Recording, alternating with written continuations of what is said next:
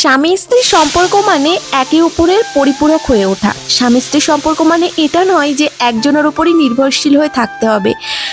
সে একজন হয়তো টাকা ইনকাম করে কিন্তু আর একজন সংসার দেখাশোনা করে, দুজন কিন্তু দুজনের উপরই নির্ভরশীল।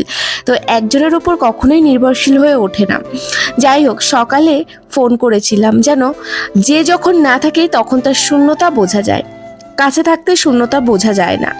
ফোন করে কথা বলতে বলতে বর বলে উঠল, পেছনে একবারও গিয়েছো, অনেক পুঁই মিটুলি হয়েছিল, সেগুলো তোলো, আর নাহলে আর খেতে পারবে না। যাই হোক, এগুলো দেখাশোনা আমার বরই করে। যাই হোক, আমি পেছনে এসছি, দেখছি অনেক হয়েও আছে, পুঁই মিটুলিও হয়েছে, আবার ডগাও ছেড়েছে। তো যেহেতু এখন ঠান্ডা আর অনেকটা শুকনো সিজন, তাই তেমন একটা হবে না।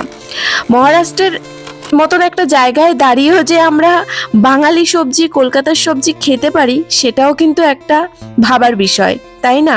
অনেক বড় পাওয়া এটা বলতে পারো, যে নিজের হাতে লাগিয়ে সেই সবজিটা খাওয়া একটা আলাদাই তৃপ্তি।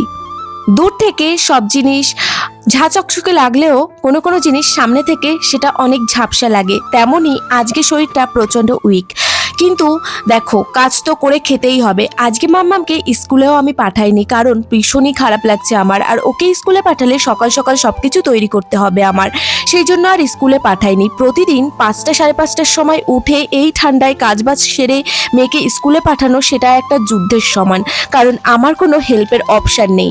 অনেকেই ভাবে দূরে থাকি, একা থাকি, অনেক আনন্দে থাকি, কিন্তু সত্যি বিশ্বাস করো, যারা কাছে বাড়িতে থাকো তারাই আসল সুখী মানুষ। কারণ এই বিভিন্ন রাজ্যে, বিভিন্ন দেশে যারা থাকে, তাদের হেল্পের কোনো অপশান থাকে না। তাই তোমরা এই কথাগুলো ভাববে না যে তারা বা আমরা খুব সুখে থাকি বা খুশিতে থাকি, প্রচণ্ড কষ্ট হয়। যাই হোক, কালকে হচ্ছে মকর সংক্রান্তি, সেই জন্য কিন্তু আজকে নিরামিষ খাচ্ছি, যেহেতু কালকে খুব ভালো একটা দিন, আরও একাদশী সামনে, তো সেই জন্য। তো চলো, আজকের ভিডিওটা ভালো লাগলে অবশ্যই লাইক, কমেন্ট, ফলো করে নিও। আর যেন নিরামিষ তরকারিটা বেশ ভালোই হয়েছিল।